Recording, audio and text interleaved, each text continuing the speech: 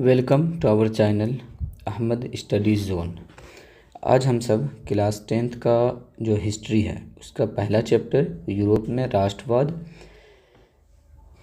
इसका हम सब ऑब्जेक्टिव, खाली स्थान, मिलान चिन्ह ये कंप्लीट कर चुके हैं। डिस्क्रिप्शन में लिंक है, आप वहाँ से देख सकते हैं। आज हम सब इस चैप्टर का पार्ट 2 कंप्लीट करेंगे, जिसमें अति लघु, लघु उत्तरीय और दीर्घ उत्तरीय प्रश्न का आंसर को कंप्लीट करेंगे इसमें। तो चलिए हम सब क्वेश्चन आंसर स्टार्ट करते हैं। अति लघु का जो प्रश्न है, ये पहला प्रश्न है। यहाँ पे कह रहा है कि राष्ट्रवाद क्या है। तो आंसर है इसका कि राष्ट्रवाद किसी भी देश का सामाजिक, आर्थिक और राजनीतिक परिणामों का वाहक है, जो लोगों में अपने देश के प्रति प्रेम और एकता की भावना जगाती है। 2 नंबर क्वेश्चन है, मेजनी कौन था। तो आंसर है इसका, मेजनी का जन्म 1805 ईस्वी में जेनेवा में हुआ था। इसे इटली के एकीकरण का मसीहा कहा जाता है। यह एक लेखक और दार्शनिक था। इसने 1830 ईस्वी में नागरिक आंदोलन चलाया, जिसका समर्थन जो है, यहाँ पे समर्थन होगा, तमाम जनता ने किया। इसने 1831 में यंग इटली और 1834 ईस्वी में यंग यूरोप नामक संस्था का स्थापना किया था। 3 नंबर क्वेश्चन है, जर्मनी के एकीकरण की बाधाएं क्या थी। तो आंसर है कि जर्मनी के एकीकरण की सबसे बड़ी बाधा ऑस्ट्रिया थी।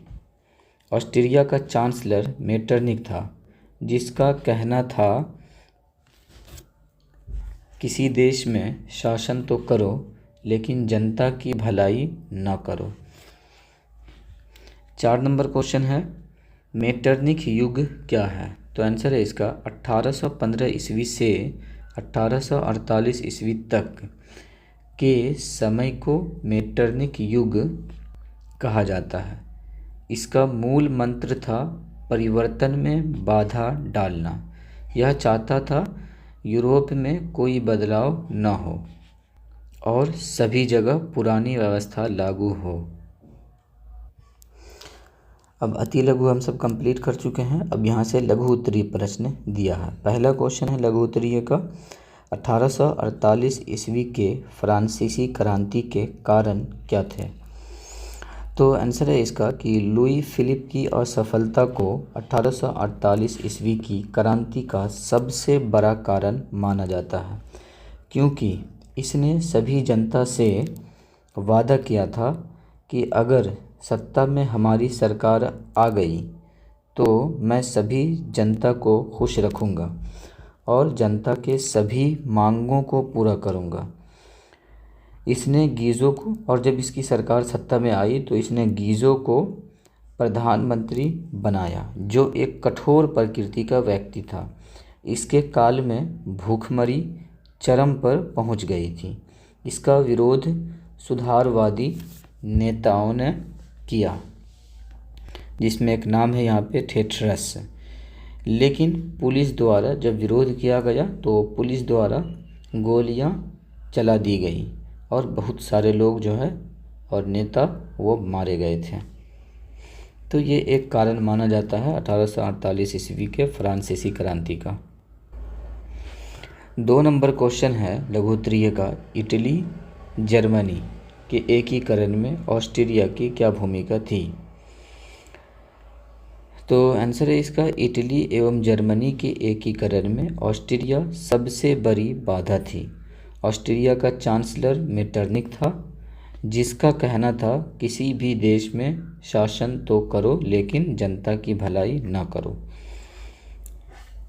और भी बहुत सारे कारण हैं, जैसे ऑस्ट्रिया को ऐसा लगता था कि जब इटली और जर्मनी का एकीकरण हो जाएगा तो ये हमसे ज़्यादा ताकतवर हो जाएगा, तो इसलिए भी ये नहीं चाहता था कि इटली और जर्मनी के जो टुकड़े हुए राज्य थे वो सभी का एकीकरण हो सके। 3 नंबर क्वेश्चन है, यूरोप में राष्ट्रवाद फैलाने में नेपोलियन बोनापार्ट किस तरह सहायक हुआ।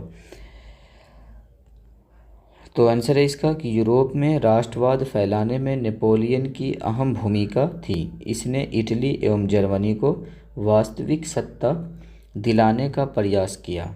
जर्मनी 300 छोटे छोटे राज्यों में विभाजित था, जिसे 33 राज्यों में परिवर्तित किया।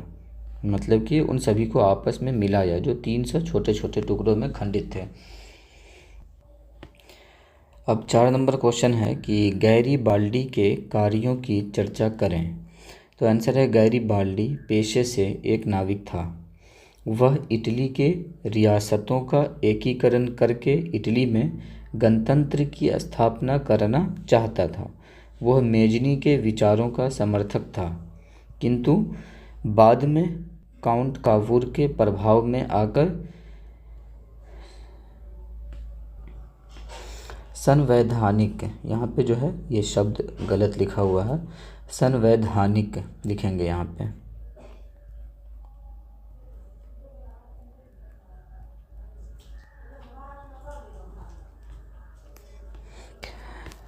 राजतंत्र यहाँ पे लिख लेंगे इसको, राजतंत्र का समर्थक बन गया। उसने सिसिली यहाँ पे लिखेंगे और नेपल्स पर अधिकार कर लिया। 5 नंबर क्वेश्चन है विलियम प्रथम के बगैर जर्मनी का एकीकरण बिस्मार्क के लिए असंभव था, कैसे? तो इसका आंसर है कि जर्मनी के एकीकरण में ऑस्ट्रिया सबसे बड़ी बाधा थी, अतः यह ज़रूरी था कि ऑस्ट्रिया को हराया जाए और जर्मनी सैनिक दृष्टि से मजबूत बने।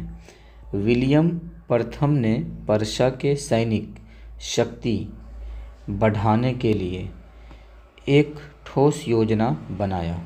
विलियम प्रथम के इस नीति के कारण बिस्मार्क ने रक्त और लौह की नीति का अवलंबन किया, तब जर्मनी का एकीकरण संभव हुआ। लघु उत्तरीय प्रश्न भी कंप्लीट होता है। अब हम सब दीर्घ उत्तरीय प्रश्न स्टार्ट करेंगे यहाँ से। तो दीर्घ उत्तरीय का पहला क्वेश्चन है कि इटली के एकीकरण में मेजनी, कावूर और गैरीबाल्डी के योगदानों को बतावें। तो आंसर है इसका कि इटली का एकीकरण 19वीं शताब्दी की एक महत्वपूर्ण घटना थी। उस समय इटली के अनेक छोटे छोटे राज्यों में बटा हुआ था। इटली के एकीकरण में मेजनी, कावूर और गैरीबाल्डी का महत्वपूर्ण योगदान रहा। तो पहले हम सब मेजनी के बारे में देख लेते हैं। आंसर है कि मेजनी इटली का महान राष्ट्रवादी नेता था। उसने यंग इटली नामक एक संस्था की स्थापना की। उसका उद्देश्य इटली को स्वतंत्र और एकीकृत राष्ट्र बनाना था। उसने युवाओं में देशभक्ति और राष्ट्रवाद की भावना जगाई। उसके विचारों से पूरे इटली में क्रांति की लहर फैल गई। अब यहाँ पे दिया है काउंट कावूर का योगदान। तो आंसर है कि काउंट कावूर सार्डिनिया का प्रधानमंत्री था। वह एक कुशल राजनीतिज्ञ और कूटनीतिज्ञ था। उसने फ्रांस के शासक नेपोलियन तृतीय से मित्रता की और ऑस्ट्रिया के विरुद्ध युद्ध किया। इस युद्ध में इटली के कई प्रदेश मुक्त हुए। कावूर ने अपनी नीति और कूटनीति से इटली के एकीकरण को मजबूत आधार दिया। और तीसरा हम सब गैरीबाल्डी के बारे में देखेंगे। यहाँ कह रहा है कि गैरीबाल्डी महान सैनिक और क्रांतिकारी नेता था। उसने रेड शर्ट्स नामक सेना का गठन किया। उसने, जिसको लाल कुर्ती भी कहते हैं, लिखा हुआ क्वेश्चन में रहता है कहीं कहीं। अब उसके बाद है कि उसने सिसिली और नेपल्स पर विजय प्राप्त की और इन क्षेत्रों को इटली में मिला दिया। गैरीबाल्डी ने अपने जीते हुए प्रदेश राजा विक्टर इमैनुएल को सौंप दिए। 2 नंबर क्वेश्चन है दीर्घोत्तरीय का, जर्मनी के एकीकरण में बिस्मार्क की भूमिका का वर्णन करें। तो आंसर है कि जर्मनी का एकीकरण 19वीं शताब्दी की महत्वपूर्ण घटना थी। जर्मनी कई छोटे छोटे राज्यों में विभाजित था। इसके एकीकरण में ओटो वॉन बिस्मार्क की भूमिका सबसे महत्वपूर्ण थी। और उसके बाद है बिस्मार्क पर्शिया का प्रधानमंत्री था। वह रक्त और लौह की नीति में विश्वास रखता था। उसका मानना था कि युद्ध और शक्ति के बल पर ही जर्मनी का एकीकरण संभव है। सबसे पहले उसने डेनमार्क के विरुद्ध युद्ध किया और श्लेस्विग तथा होल्स्टीन प्रदेश प्राप्त किए। इसके बाद उसने ऑस्ट्रिया को हराकर जर्मन राज्यों पर पर्शिया का प्रभाव स्थापित किया। फिर 1870 में फ्रांस के विरुद्ध युद्ध हुआ जिसमें फ्रांस की हार हुई। इस विजय से जर्मन राज्यों में राष्ट्रीय भावना और अधिक मजबूत हुई। 1871 में वर्साई के महल में पर्शिया के राजा विलियम प्रथम को जर्मनी का सम्राट घोषित किया गया। इस प्रकार जर्मनी का एकीकरण पूरा हुआ। बिस्मार्क की सैन्य शक्ति, कूटनीति और नेतृत्व के कारण जर्मनी एक शक्तिशाली राष्ट्र बन सका। 3 नंबर क्वेश्चन है, राष्ट्रवाद के उदय के कारणों एवं प्रभावों की चर्चा करें। तो आंसर है इसका, राष्ट्रवाद वह भावना है जिसमें लोग अपने राष्ट्र के प्रति प्रेम, एकता और समर्पण रखते हैं। 19वीं शताब्दी में यूरोप में राष्ट्रवाद का तेज़ी से विकास हुआ। अब यहाँ पे कारण और प्रभाव दोनों बताना है। तो कारण दिया है राष्ट्रवाद के उदय के कारण। तो पहला पॉइंट है इसका, फ्रांसीसी क्रांति। फ्रांसीसी क्रांति ने स्वतंत्रता, समानता और बंधुत्व का संदेश दिया। इससे लोगों में राष्ट्रीय चेतना बढ़ी। दूसरा पॉइंट, नेपोलियन का प्रभाव। नेपोलियन ने यूरोप में सामंतवाद को कमज़ोर किया और राष्ट्रवाद को बढ़ावा दिया। तीसरा, औद्योगिक क्रांति। उद्योगों और व्यापार के विकास से लोगों में एकता की भावना बढ़ी। 4 नंबर पॉइंट, सांस्कृतिक जागरण। साहित्य, भाषा और लोक संस्कृति ने राष्ट्रवाद को मजबूत किया। 5वां पॉइंट है मध्यम वर्ग का उदय। शिक्षित मध्यम वर्ग ने राष्ट्रीय आंदोलन का नेतृत्व किया। अब उसके बाद दिया है राष्ट्रवाद के प्रभाव। तो आंसर है इसका, इटली और जर्मनी का एकीकरण हुआ। यूरोप में स्वतंत्रता आंदोलनों को बल मिला। साम्राज्यवाद और उपनिवेशवाद का विस्तार हुआ। चौथा पॉइंट है लोगों में राष्ट्रीय एकता और देशभक्ति की भावना बढ़ी। कई देशों में लोकतंत्र का विकास हुआ। 4 नंबर क्वेश्चन है, जुलाई 1830 की क्रांति का विवरण दें। तो आंसर है इसका, 1830 ईस्वी की जुलाई क्रांति फ्रांस में हुई एक महत्वपूर्ण क्रांति थी। यह क्रांति राजा चार्ल्स दशम के निरंकुश शासन के विरुद्ध हुई थी। चार्ल्स दशम जनता की स्वतंत्रता को दबाना चाहता था। उसने प्रेस की स्वतंत्रता समाप्त कर दी, संसद भंग कर दी और मतदान अधिकारों को सीमित कर दिया। इससे जनता में भारी असंतोष फैल गया।